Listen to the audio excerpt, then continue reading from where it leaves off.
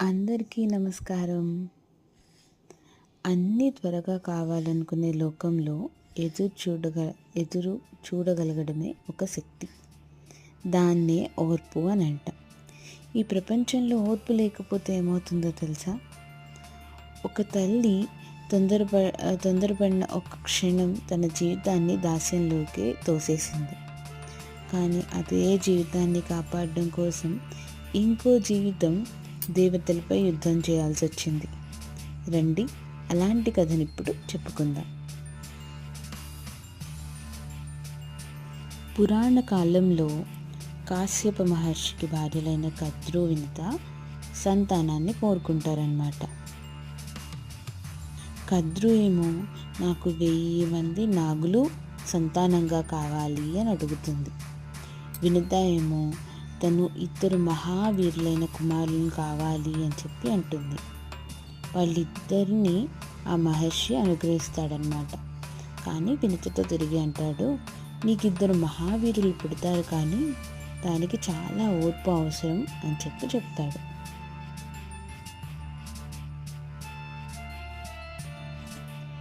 కొన్ని రోజులకి కద్రుకి అనుగ్రహించిన 1000 గుడ్లు పగిలి 1000 నాగులు పుడతారు. కానీ వినుతకిచ్చిన 2 గుడ్లు మాత్రం పగలవు. కశ్యపుడు ఆల్రెడీ చెప్తాడు, సమయం వచ్చేంత వరకు నువ్వు ఎదురు చూడాలి అని చెప్పి. చాలా టైం పట్టేస్తుంది. వినుతకేమో ఆతృత పెరుగుతుంది. కద్రు వినుతని చూసి ఎగతాళి చేస్తుందన్నమాట. నీకు ఇచ్చిన గుడ్లు పనికిరావు, నీకు సంతానం ఉండదు అని చెప్పి అంటుంది.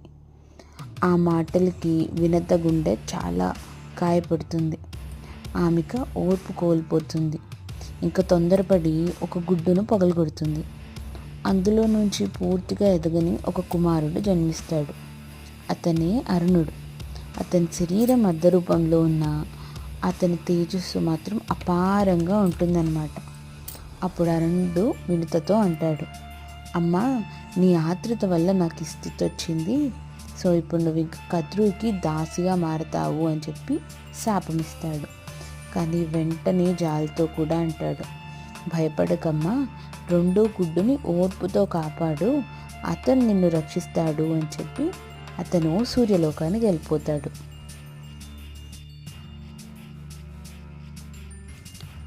సముద్ర మథనం తర్వాత దేవలోకం నుంచి ఒక తెల్లటి శరీరంతో ఆకాశమంతా మెరిసిపోయేంత కాంతితో ఒక గుర్రం బయటకు వస్తుందన్నమాట.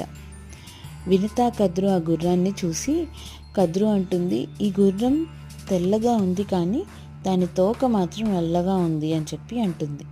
వినిత ఏమో కాదు కాదు, అది పూర్తిగా తెల్లగా ఉన్న గుర్రమే అని చెప్పి అంటుంది. ఇంకా ఈ కాన్సెప్ట్ మీద వాళ్ళ మధ్య ఒక పందెం స్టార్ట్ అవుతుందన్నమాట. వాళ్ళు అనుకుంటారు, అంటే ఈ పందెంలో గెలిస్తే ఏంటి అంటే ఓడిపోయిన వాళ్ళు గెలిచిన వాళ్ళకి దాసీగా ఉండాలి అంటాడు.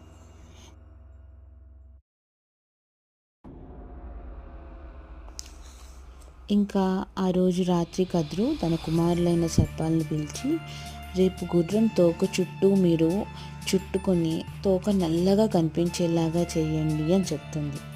నెక్స్ట్ డే మార్నింగ్ వినత చూసేసరికి ఆ గుర్రం తోక నల్లగా ఉంటుందన్నమాట.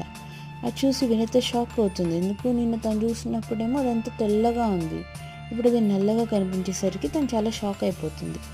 ఇక కద్రు గెలుస్తుంది. ఇది చూశాక ఇంకా వినత దాసీగా మారుతుందన్నమాట. ఇప్పుడు తన హోప్ అంతా ఒకటే, నెక్స్ట్ గుడ్డు నుంచి వచ్చే తన కుమారుడు. ఎందుకంటే అరుణుడు చెప్పాడు కదా, నువ్వు కద్రుకి దాసీగా అవుతావు నీ ఆతృత వల్ల అని చెప్పి. సో తను అలా అయిపోయింది. కానీ అలా చెప్పినప్పుడు తను ఇంకో మాట కూడా చెప్తాడు, నేను ఆ దాసీగా ఉన్న దాని నుంచి విడుదల చేసేది తన 2వ కుమారుడు అని చెప్పి. సో ఆ 2వ కుమారుడు ఎప్పుడు వస్తాడా అని చెప్పి తను ఎదురు చూస్తూ ఉంటుంది.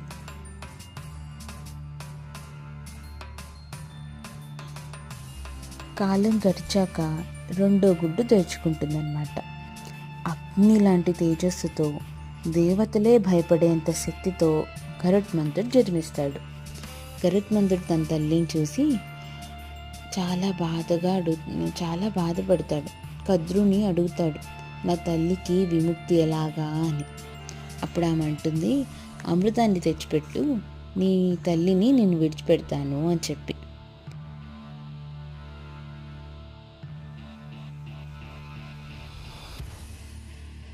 ఇంకా వెంటనే గరుత్మంతుడు దేవలోకానికి బయలుదేరుతాడు.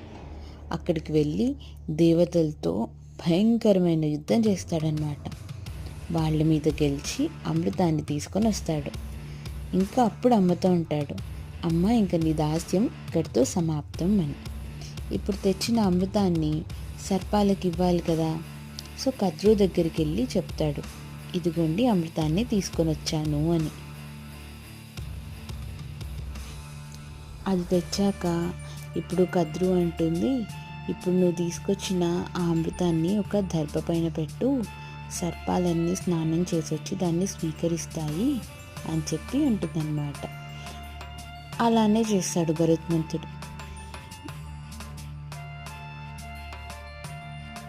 ఈ టైంలో ఇంద్రుడు వచ్చి, ఈ అమృతం దేవతలు తాగాల్సింది, సర్పాలేంటి తాగేది అని చెప్పి దాన్ని దొంగిలించుకొని వెళ్ళిపోతాడు.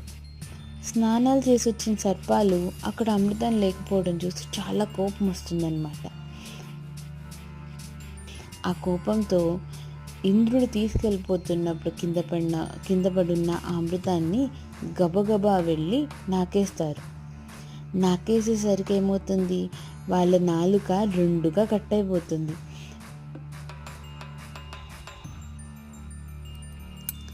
అందుకే మనం ఇప్పటికీ పాముల్ని చూసినా వాటి నాలుక రెండుగా చీలుంటుందన్నమాట. ఈ సినారియో నుంచి అవలా స్టార్ట్ అయ్యాయి అని చెప్పి అంటారు. ఇంకేముంది, అమృతం నల్ల ఎత్తుకుపోయేసరికి ఇవి తాగలేకపోయాయి కదా. ఇంకా అప్పటి నుండి గరుత్మంతుడికి సర్పాలు శత్రువులయ్యాయి. ఈ స్టోరీ ఆర్ సినారియోలోంచి మనం ఏం తెలుసుకోవచ్చు అంటే, తొందరపడేవాడు ఫలితాన్ని కోరుకుంటాడు, కానీ ఓర్పున్నవాడే డెస్టినీని మార్చుకోగలడు. మనం ఇమీడియట్గా గెలవాలి అంటే ఎన్నో విధాలుగా ట్రై చేసి, మంచైనా చెడైనా ఏదైనా చేసి ఆరాటంగా దాన్ని గెలిచేస్తాం. కానీ శాశ్వత గౌరవం అంటే మనకంటూ సొసైటీలో ఒక రెస్పెక్ట్ కావాలి అని అంటే దానికి ఎంతో ఓర్పు, సహనం ఉండాలి. ఎందుకంటే లైఫ్ ఎప్పుడు మనం ఇట్లా వెళ్దాము అని ప్లాన్ చేసుకొని స్కెడ్యూల్ చేసుకున్నంత ఈజీగా అవ్వదు. ఆ ప్లాన్ చేసుకొని స్కెడ్యూల్ చేసుకొని వెళ్తున్న దారిలోనే మనకి చాలా అప్స్ అండ్ డౌన్స్ ఉంటాయన్నమాట. వాటిని ఎదుర్కొంటూ మనం ఎట్లా అయితే స్కెడ్యూల్ చేసుకున్నామో దాన్ని ఫాలో అవుతూ వెళ్తూ ఉంటేనే ఓవర్ ఏ పీరియడ్ ఆఫ్ టైంలో తెలియకుండానే మనం మన సెల్ఫ్ రెస్పెక్ట్ని బిల్డ్ చేసుకోగలం. లైఫ్ గొప్పగా సాగాలి అంటే ఫస్ట్ తొందర కాదు మనకి ఉండాల్సింది, చాలా సహనం అండ్ చాలా ఓపిక ఉండాలి. జస్ట్ టు రిమైండ్, ఇక్కడి కథలో గరుత్మంతుడిని గెలిపించింది కూడా తన బలం కాదు, తన ఓపిక మాత్రమే. ఇది కథకు వేలాయిరా. ఇంకో మంచి కథతో మళ్ళీ కలుసుకుందాం.